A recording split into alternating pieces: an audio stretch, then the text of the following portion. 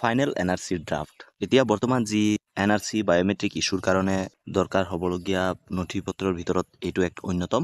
এইটো নহ'লে আপোনালোকৰ হয়তো আধাৰ কাৰ্ড নহ'বও পাৰে। সেয়ে আপোনালোকৰ যদি এনআৰচিত নাম ওলাইছে বা নাম আহিছে তেনে ক্ষেত্ৰত আপোনাৰ যিটো ফাইনেল ড্ৰাফট হয় সেইটো খুবেই জৰুৰী।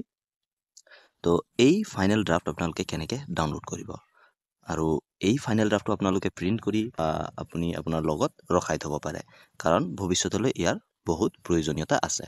তো সেইটো আপোনালোকে কেনেকৈ চাব বা কেনেকৈ ডাউনলোড কৰিব সেইটোৱে এইটো ভিডিঅ'ত দেখুৱাম। যদি ভিডিঅ'টো ভাল লাগে প্লিজ লাইক কৰি দিব, চেনেলত নতুন হ'লে ছাবস্ক্ৰাইব কৰি দিব, লগতে বেল আইকনো দবাই দিব আৰু এই ভিডিঅ'টো যিমান পাৰে আপোনাৰ বন্ধু বান্ধৱী সকলোৰ লগত শ্বেয়াৰ কৰি দিয়ক যেন সিহঁতৰ উপকৃত হয়।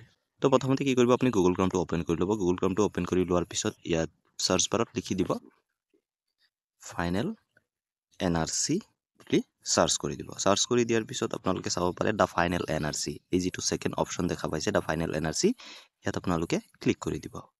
তাৰপিছত এনেকুৱা এখন ইণ্টাৰফেচ আহিব, আপুনি অকণ জুম কৰিলে চাব পাৰিব।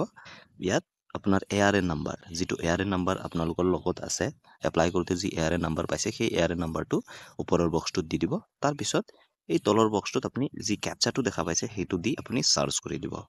তো এতিয়া মই ARN নাম্বাৰটো দি দি আপোনালোকক দেখাওঁ যে কেনেকুৱা ইণ্টাৰফেচ আহে।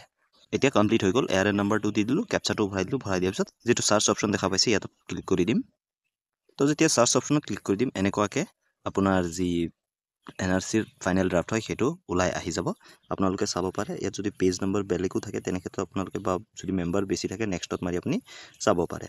তো এনেকৈ ডিটেইলছ আহি যাব, আপোনাৰ নাম আহি যাব, আপোনাৰ ফাদাৰ্ছ নেম আহিব, জেণ্ডাৰ আহি যাব। তো ইয়াত ষ্টেটাছবিলাক আহি যাব, একচেপ্ট হৈছে নে ৰিজেক্ট হৈছে সেইকেইটা আহি যাব। তো এইটো আপুনি স্ক্ৰীনশ্বট মাৰি বা আপুনি কিবা এখন দোকানত গৈ প্ৰিণ্ট আউট কৰি ল'ব পাৰে এইটো পেজ। আৰু এইটোৱে আপোনালোকে নানা কামত ব্যৱহাৰ কৰিব পাৰে। ধৰি লওক আপোনাৰ কাষ্ট চাৰ্টিফিকেটতে হওক, কাষ্ট চাৰ্টিফিকেটৰ কাৰণে যদি এপ্লাই কৰিছে সেইটোতো আপোনালোকে ইউজ কৰিব পাৰে, বা নানান কামত য'ত এনআৰচিৰ দৰকাৰ হয় তো সেইকেইটা কামত আপোনালোকে এই পেজটো আপোনালোকে ইউজ কৰিব পাৰে। তো আশা কৰোঁ মই যিমান পাৰিলোঁ আপোনালোকক হেল্প কৰিব পাৰিলোঁ। ধন্যবাদ। জয় অসম।